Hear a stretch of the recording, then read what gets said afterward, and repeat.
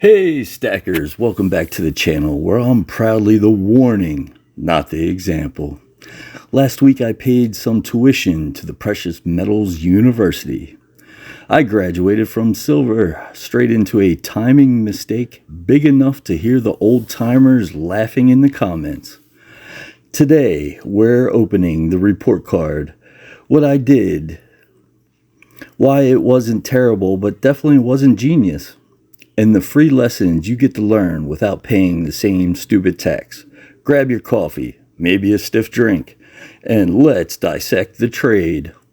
But first, I just saw this article calling silver the devil's money. Guess what, friends? We're stacking the devil's ounces, and the second it hits new highs, they had to report it. Then slap some extra FUD, fear, uncertainty, and doubt on top to scare the normies. Keep stacking, you silver demons. Charlie Munger, Warren Buffett's partner, once said, "Most people want activity, not results. Investing should be boring. Let patience and time do the work."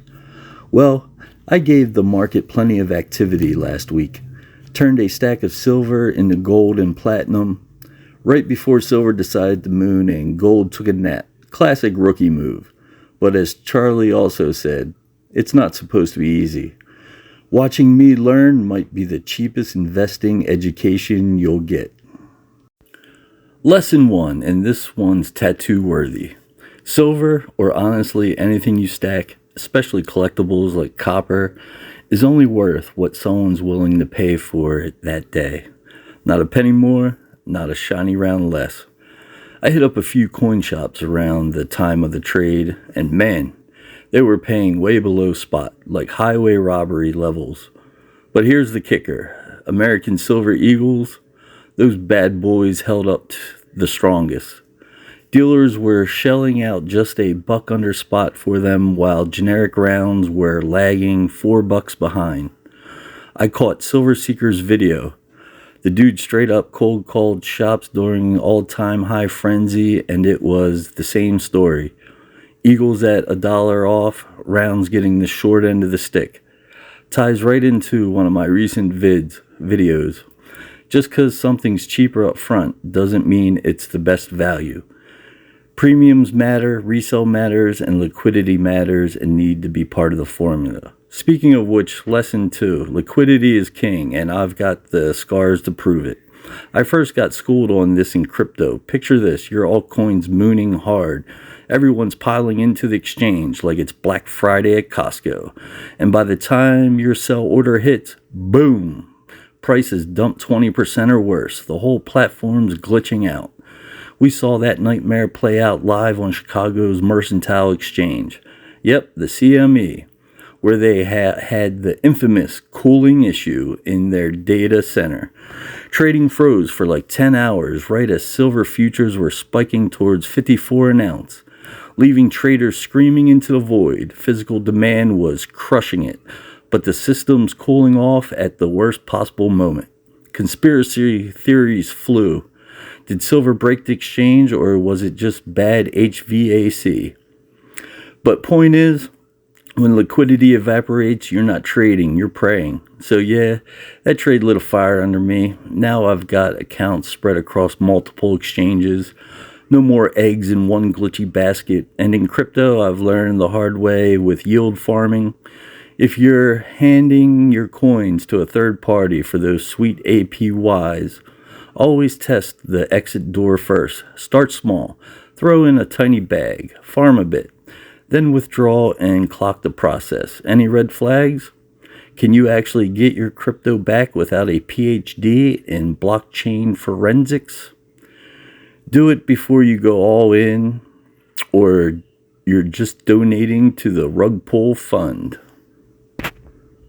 Fast forward to this week, I stress tested my own dealer on those silver rounds. I walked in having a relationship with him and walked out with $2 under spot for my rounds and a Milky Britannia. I asked what he was giving some random person off the street was. His answer, $5 below spot. That's $3 extra per ounce vanishing into the air just for not knowing the shopkeeper's coffee order. Relationships aren't just polite, they're profit protectors. Moral of the story, build your network, test your exits. Lesson 3, FOMO and emotions will rob you blind if you let them. Here's what really happened. My original plan was solid. Take 6 ounces of silver that was sitting at all-time highs, swap it straight across for 5 grams of platinum that looked dirt cheap. No gold, just silver highs into platinum lows. Solid move on paper. Plus, I'd finally get my hands on some platinum and actually learn the market. Then the 5 gram bar I had my eye on got sniped right in front of me. Deal fell through. Instead of shrugging and walking away, I felt that little panic. Man, platinum's getting away. I gotta do something. So I settled. Paid a little more, got a little less metal, turned a good trade into just an okay one. In hindsight, I should have done nothing, kept the silver, waited for the right platinum deal, gone home, but no. Emotion said, move now or miss out forever.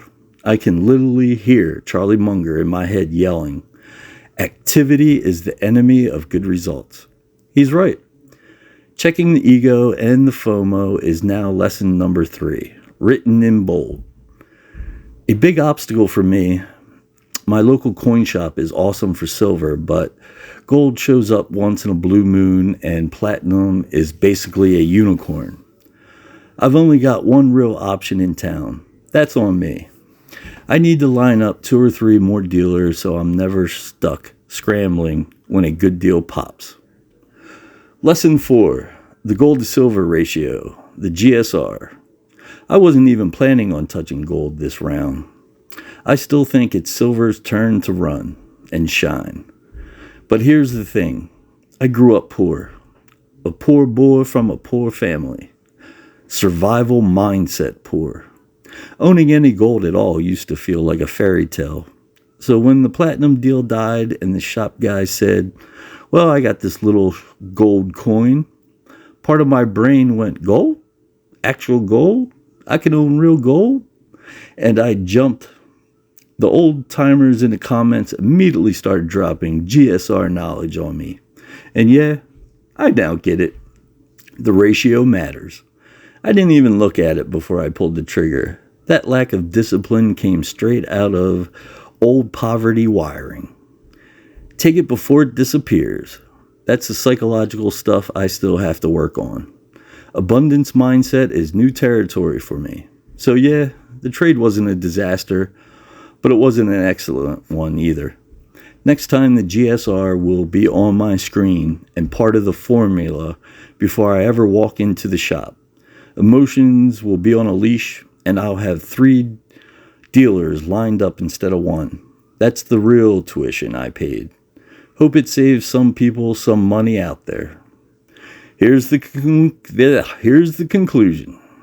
The bottom line, I bought silver low, rode it up to all-time highs, and cashed some out trying to roll profits in the platinum that still looks undervalued to me.